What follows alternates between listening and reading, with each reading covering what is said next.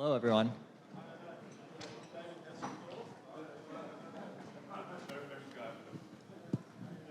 I'm going to go ahead and have these gentlemen introduce themselves. We'll start with Daniel. You want to start? Daniel Heyman. I'm from Zurich, Switzerland. I'm a lawyer in a mid-sized law firm specializing in corporate commercial law and cannabis law, health, and product regulations. Sebastian Pötsch. I'm in the supervisory board of Canify AG, as well as the CEO of MediOrbis, a online publisher with a big reach in cannabis topics. Yeah, hello everyone, glad to be here. It's Benedict from Cansativa. I'm in the cannabis space for over 6 years right now. Founded the company together with my brother Jacob. For those who are not familiar with Cansativa, our vision is to enable cannabis, and we're building the largest cannabis platform in Europe, and we're offering the most desirable products and brands. At the moment, distributing over 300 kg of product into German pharmacies on a monthly basis, and we are the exclusive partner for the distribution of cannabis from domestic cultivation. Hi, my name is Konstantin van der Gröben. I'm the co-founder and managing director of Demecan, and we are one of those companies that are producing medical cannabis in Germany, and hand it over to Benedict's team to have it then distributed to pharmacies. You just heard my co-founder speak, Cornelius Maurer, who's now on our board, and I'm still running the company, mostly focusing on the public affairs division right now, and have a close look at what the regulation will do about medical cannabis and about recreational cannabis in Germany. I'm glad to be here with all of you. Thank you, guys. I guess we'll just dive right in. What do you guys think is going to be the driving force for the European markets in 1 to 3 years? And I know that's not necessarily, I mean, we could look out 6 months and have a very different conversation, right? So, well, you want to go ahead and start? Yeah. Sure. 1 to 3 years is a long time. Right now, the next 3 months will, I think, be very crucial for Germany, because that's when we'll actually see the draft law on the new cannabis regulation, and that will apply both to medical cannabis and recreational cannabis. There will be a recreational cannabis scheme. We heard Peter from Denton's talk about the 2 pillars of all of that, but we'll also see an amendment of the medical cannabis world, and that will have a tremendous effect on how the market will look like in the next 1 to 3 years. And I have a very positive attitude towards what is coming, because we'll see 2 things, I think, in the German medical market. One is a reclassification of medical cannabis from a narcotic down to a regular RX medicine that will make access much easier for patients and prescription much easier for doctors. And we'll see a market increase of the medical cannabis market. And the second element is, I believe that we'll see more domestic production of medicinal cannabis in Germany. And that's good, obviously, for Demecan, but also for other players who want to enter the market of cultivating cannabis in Germany.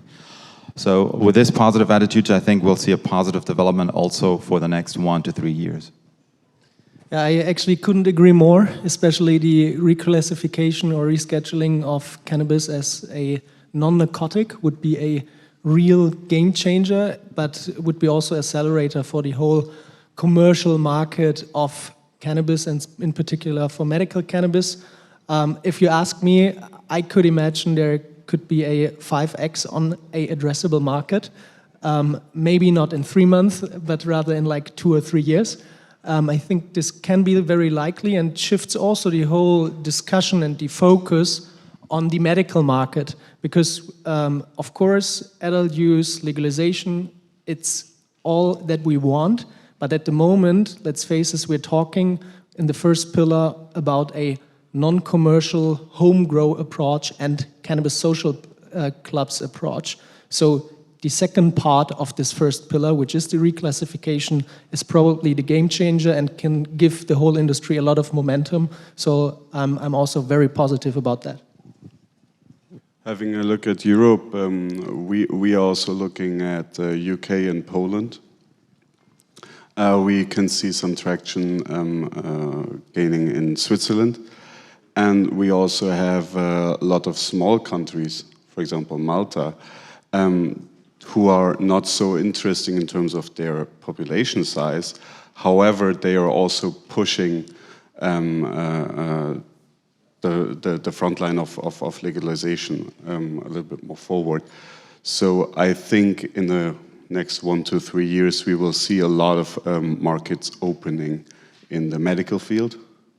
We will see, as my colleagues outlined, a very easy process of prescribing medical cannabis in Germany, thus a strong growth. I mean, it is still one of the biggest growth potentials in Europe. And so, yeah, I'm looking very much forward to the next years, because I think there is not that many markets that actually have the potential of a 2-digit growth rate. I actually fully agree with your last point, this huge growth potential. People are asking me if I'm pessimistic or optimistic. A pessimist is an optimist with experience. So I'm still an optimist, though, because I really think in the medical markets, and Peter mentioned it before, the bottleneck is really getting doctors to prescribe medical cannabis and to remove the boundaries, which are plentiful. We can speak about this in more detail. But the medical market really is kicking off. And in Switzerland, where I'm from, most barriers, regulatory barriers, where you're required a special permit to get cannabis from the Federal Office of Public Health, has been removed. And every doctor can prescribe it, but most doctors don't know how, when, why.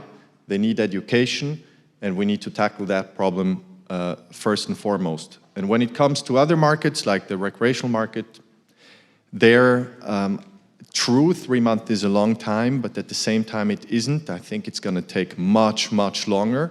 And when we see the developments here in Germany, which unfortunately have taken a very sour turn from my perspective, we're going to see a similar situation in Switzerland unless the government is going to be very innovative and very courageous, which I doubt they will be. So I think on the rec side, we're going to have to sit it out for quite a long time to see any reasonable commercialization possibility that could scale. So going back to that, do you think which European nation is sort of positioned to sort of have success in that short period of time, like 18 months or so? Do you think it's going to be the ones that are more open, or do you think it's going to be? The question is, how do you define success? You know, are you targeting medical cannabis, so countries who are removing, for example, cannabis from the Narcotics Act? Apparently in Germany is going in that direction. That's going to have a direct impact on how cannabis is prescribed, maybe release or remove some of the barriers, make it more accessible. That's, for me, a huge and very important step. By the way, also, it's a blurry line, recreational and medical, so there's a question, how far can you stretch the medical definition? And then when you're speaking about recreational, I think really Switzerland is a pretty good spot at the moment, I would say. I don't think it's the #1 mover, but we have pilot projects that are going on in Switzerland already for a while. And I think the structure and the setup of these projects have been very carefully designed and could be a very good base to scale throughout Germany. I think one thing you said is very important to notice. That's the question, how far can you stretch the definition of medical cannabis? And once Germany reclassifies cannabis from a narcotic to an RX, I think we can stretch the definition of medical cannabis very, very, very far. And then yes, we can keep talking about the recreational market, but that will essentially be just a home growers market, maybe cultivation associations. It will be a very small portion of the market. I think for the foreseeable future, an expanded and much broader definition of medical cannabis will be the thing we see in Germany, and that's what will make Germany the go-to place for cannabis, I think. And also, and that might be interesting for you, also for international companies, because As my co-founder Cornelius has pointed out, in a medical market, imports will probably still be possible. So that's good news for the international cannabis industry. Yeah, and I think, just adding to that, I think there will always be a certain amount of cannabis consumers that actually want a medical product in terms of purity, in terms of safety, and in terms of cleanness and quality.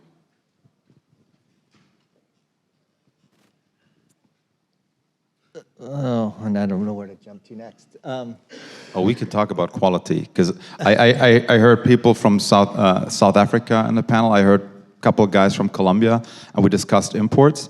And imports are going to be, as I said, they will remain a factor, but you guys have to focus on quality. And right now we see a couple of products in the market. For some reason, they magically got a EU GMP certification, or were like kind of tested into EU GMP in Germany, but quality is going to matter, I think. We also see a price compression right now in the market. So now the debate is going to, what's going to happen in the medical cannabis market? Like, what will define good quality, and what will the role be of price? And I'm sure, Benedict, you have a very good oversight, that being one of the large importers here. I really agree on that. So there are just those two streams that can be successful: clear quality differentiation or focus on price.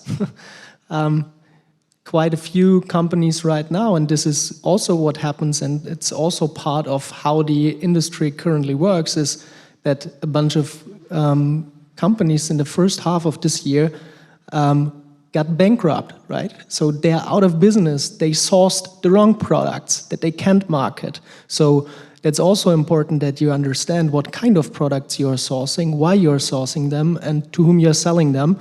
And I believe using quality product is probably not a bad approach. But on the other hand, we're struggling a little bit when it comes to the market size, at least for the last 12 months. We are talking rather about 10, maybe 20% market growth compared to very, very high growth in the past. So the situation that we might be faced, that we have a reclassification of cannabis, will really trigger again a lot of momentum into the market. A lot of new players might try to access the market. We might get a whole new competition in the market, but I also believe that those that are in the market already, that have established supply chains, that have also low-cost sourcing supply chains in place and quality supply chains, they have a pretty much head start compared to all the others. And I think if it comes to differentiation, it's not only important to have actually products that can differentiate, but also to let the market know it, right? And in Germany, especially in the medical market, we figured out that it's not enough to tell all the patients. You got to have the doctors, the pharmacists, and the patients. So I think it'll be incremental important for companies within the next 1 to 3 years to actually have a proper marketing approach. And maybe just one remark to that. And there is a lot of potential to actually execute on marketing if we have a reclassification of cannabis, because that's also important. Right now it's narcotic. So as an industry, we are very, very limited about addressing any other people than doctors and pharmacists. And if it's a non-narcotic, there are at least easier ways to talk more open and more public about those things. And I totally agree, education, information, marketing will be very important things. And also here, other countries can hopefully look into the German market and maybe learn, adapt, do things smarter, better than we do. Right now, as a narcotic, we are faced with a very limited system when it comes to marketing. Just a few thoughts on price sensitivity to quality. I think if you take a step back and you look at the medical markets, the question is also what kind of delivery forms are we looking at and where is the trend going? Because this extreme sensitivity mostly applies, I would say, to cannabis flower. But when you're looking at cannabis extracts or even some products that may in the future be synthesized that may also find their way into the medical market, these small differences, whether you produce at 150 or $2 or $3, it just doesn't matter because the price points are completely different point. So I think it's really important to also take these trends into consideration. And when we're speaking about a certain addressable market in the medical space, especially when you say we can stretch at some stage the definition of what medical cannabis is, you also have to put this thought into the mix and think about maybe for a certain specific product I just use biomass and that it just doesn't matter how much it costs. And maybe also there, the quality, you know, the preservation of the bud and the drying and all of that is just not, it's on a different level. There's a different importance to it. Yeah, well, I would say that the U.S. saw that. I mean, prices compress drastically for certain regions, right? It was $3,000 a pound, and it went down to below 600.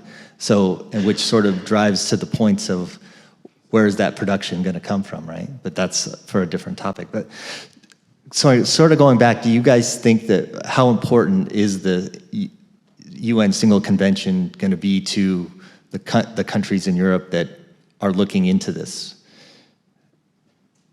I think that the UN Single Convention is the go-to authority here, and that is not because of it's a UN convention, but it's been adapted into European legislation, so it's EU law, and that's quite binding for Germany.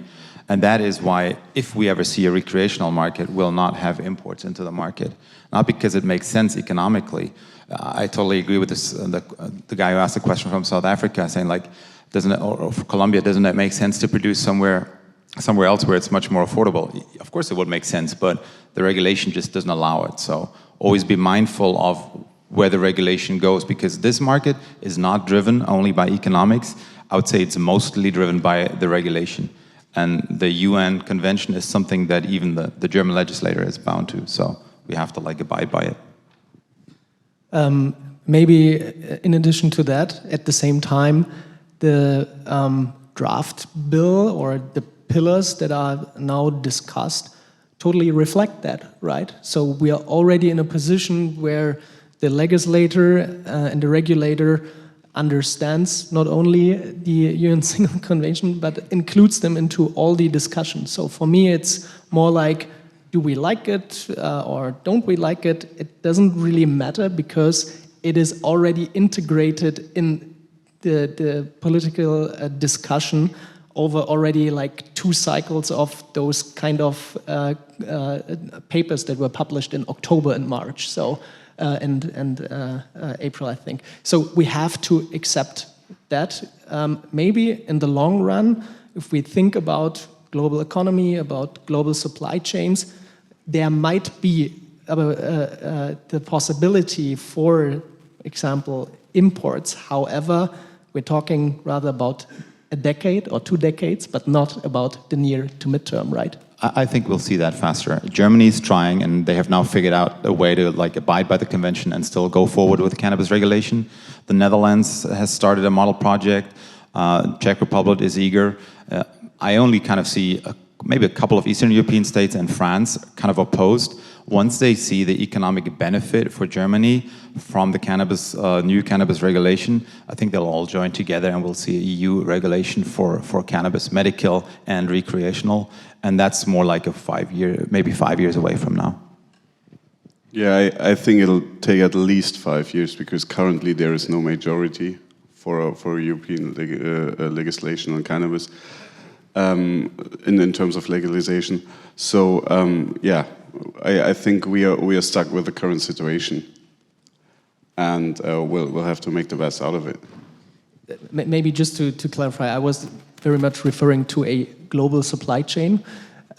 In general, I would definitely agree. It can be a harmonized system, whatever it looks like, rather than like 5 years than in 20 years. So just to clarify. And we have to keep telling the regulator, because it's kind of ridiculous that it's still the prohibition going on, especially for medical cannabis. It's so ridiculous. We're losing so much money. People are consuming cannabis anyways. I don't know who of you has been to Berlin last weekend at the Mary Jane conference, right? You have the impression that there is already a full-scale recreational cannabis market going on, right? It's happening. It's there. In the draft legislation, the person who drafted this first draft law, she writes that 1 or 2 out of 4 Germans have consumed cannabis in the last 30 days, right? They are aware we're all smoking. They're all smoking, right? It's ridiculous that we still have this prohibition. So we all need to have a concerted approach. Let's push the regulator to accept realities and come up with a smart regulation to make the situation better by controlling the quality and by controlling the access, not by prohibition, right?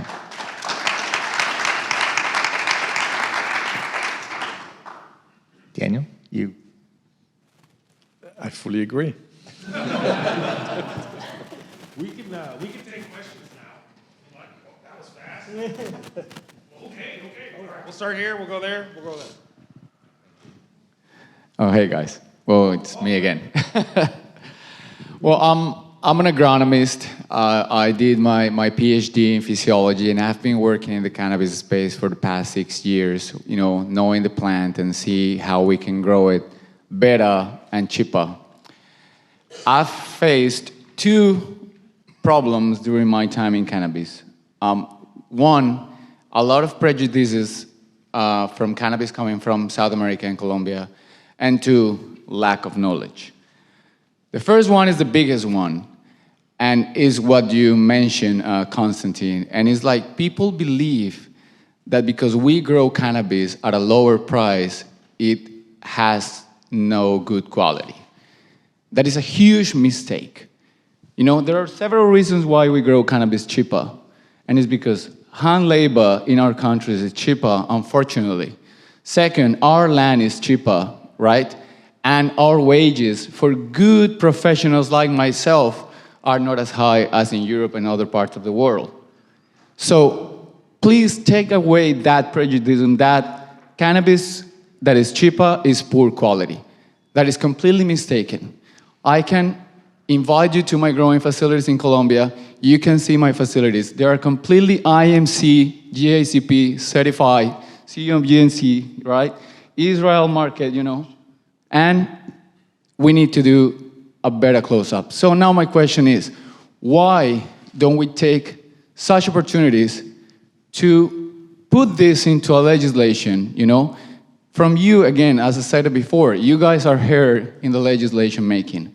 Why don't you put this up and try to bring it into consideration and just try to accommodate a foreign, company that is doing a good job into your needs? Thank you.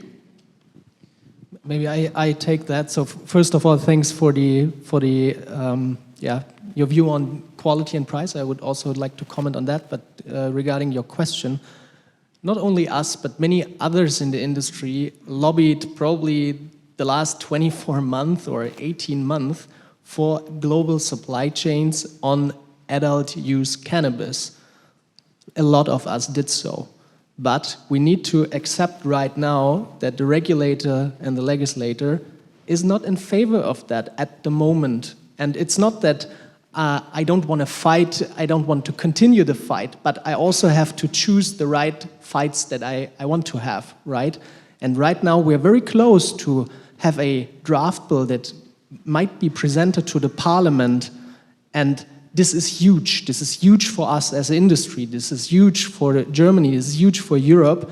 And I believe going down this route, even if it means we need to start with a non-commercial home grow and cannabis club set up with only locally produced home grow cannabis, well, I take that if it helps us to come to the next step where we have a huge medical, commercially addressable market which you could serve with your facilities. So I believe it's very important that you need to understand we tried to lobby into this direction, but we also need to accept that doing the right thing now is more important for all of us, for the industry, than like optimizing in the very, very short term on a specific singular question. So that's my view here. And with regards to quality and price, I agree. Yeah, there can be cheap product at great quality. We definitely need to differentiate. Is it indoor grown? What is the microbiome? What is the bud size? Like all those things that we consider as a high quality product. And if there is a cultivator in a low-cost country that can produce those products in high quality, yeah, they have probably the great things that should come to the German market.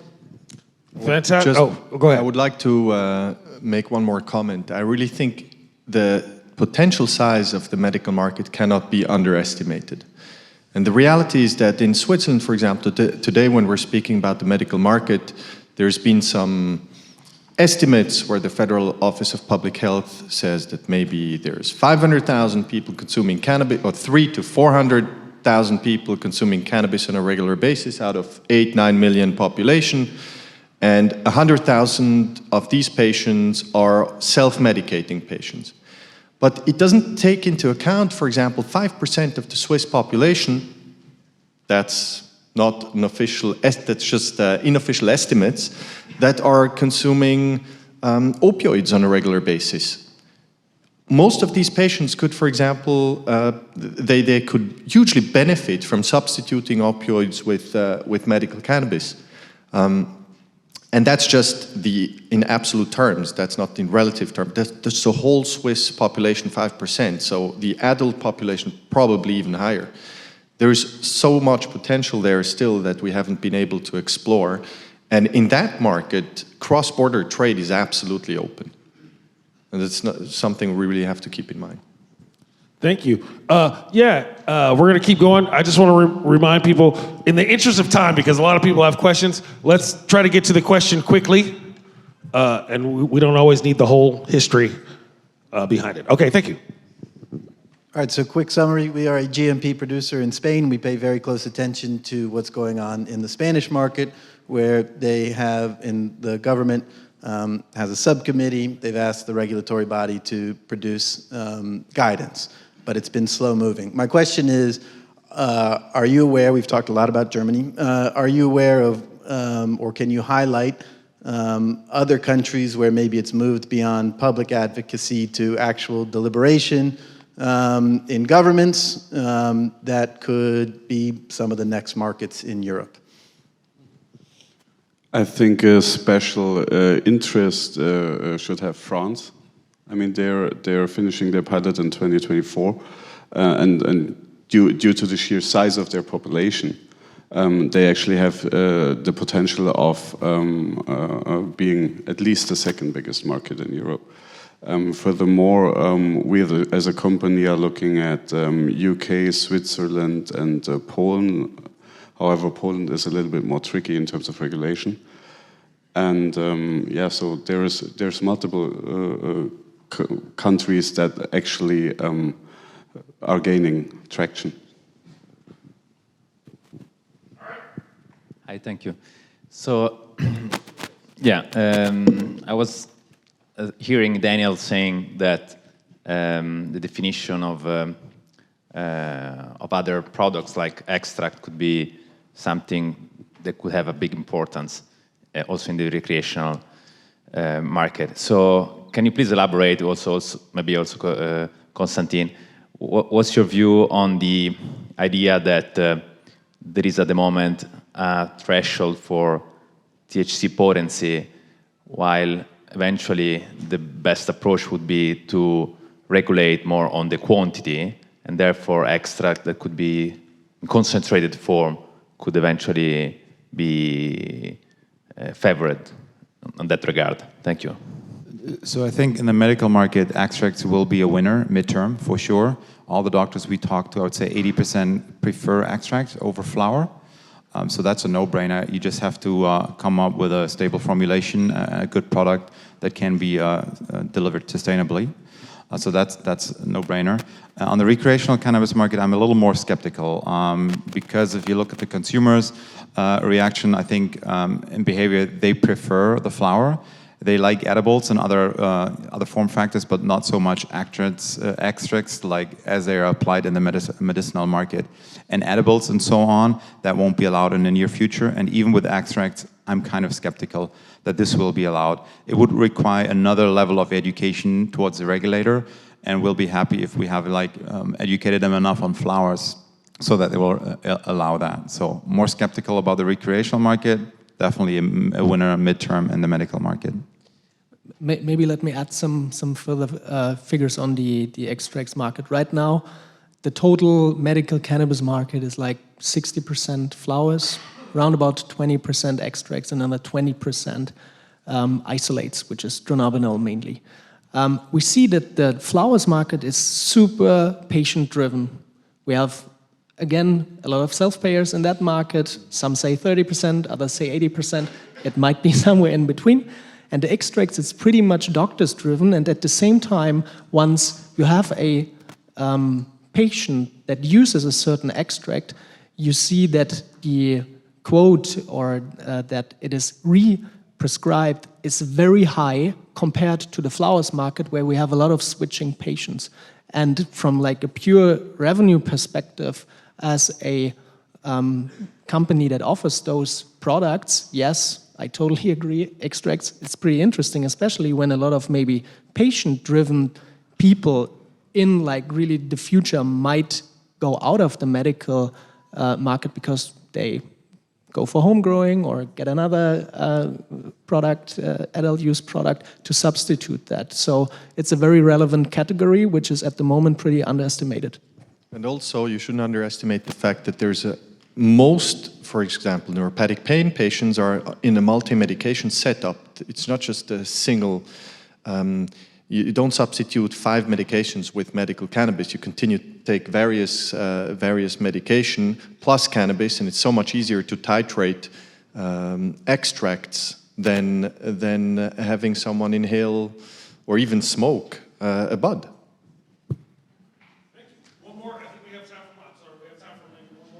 Okay. All right, good morning. I'm a producer in Argentina and also in Colombia. So, and this last point is really what my main interest is.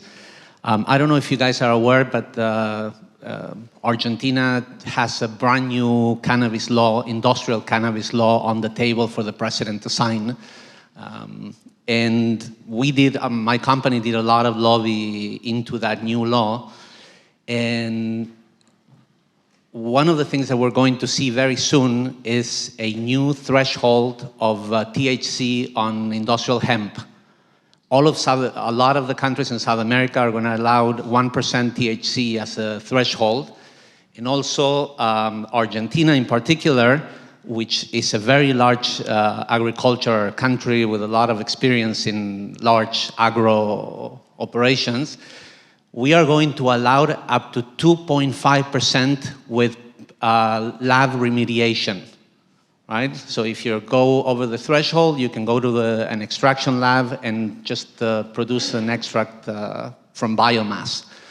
And my question, because I'm an investor also, and we're trying to figure out whether we should be setting up a GMP flower drying facility or just a lab for extraction.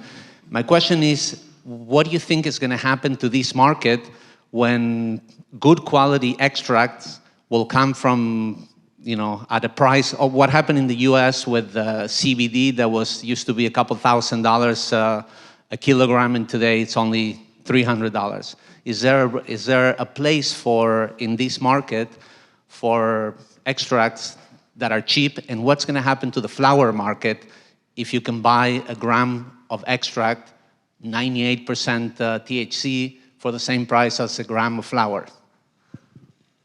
I think it highly depends on the market segment. So if you talk about medical extracts, you always need a doctor to prescribe it, right? So as a foreign company, you should probably have some local partner that actually has a network that is able to educate and talk to doctors, right? If you import flour, I don't think that it works just to put a flower damn cheap on the German market and it will be sold instantly. I think it is not that easy anymore in the German market. But Benedikt, how do you see this? Yeah, maybe just one remark here. What you've mentioned is already in a smaller scale reality in the market, to be honest. We have flowers, I don't know, 400 different products in the market, or 200, I really don't know already, although we have all of them.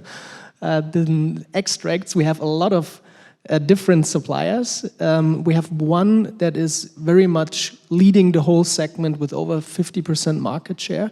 And we have already pretty low cost full spectrum extracts available. And at the same time, we also have dronabinol isolates, so to say, also available in the market. So we already see that a patient and a doctor would have a choice of prescribing a gram of flour or a equivalent of extract dronabinol, whatever. But at the end, it's at the moment a very much patient-focused thing. What helps the patient best? What's the right application form? What is also maybe the need that the patient has? And right now, it ends up at the split that I've mentioned, 60-20-20. One last. No, that's not going to work. Here's the thing. Maybe one last. Cannabis is the only medicine that people really enjoy the side effects. Go ahead. One last brief comment. I hear a lot of people from and applaud to that. One last comment, like, if the entire world wants to cultivate for Germany, we will have an oversupply, even in Germany. It's only 80 million, right? We'll be the largest cannabis market, but not large enough for the entire world. So please, guys, also work with your governments, with your regulators. I'd love to see it open up in Argentina. Nice. I'd love to see it open up in Colombia, right? Let's make this a global cannabis industry. Fantastic thing. We are actually over time. Let's hear it again for the panel. It was very fantastic.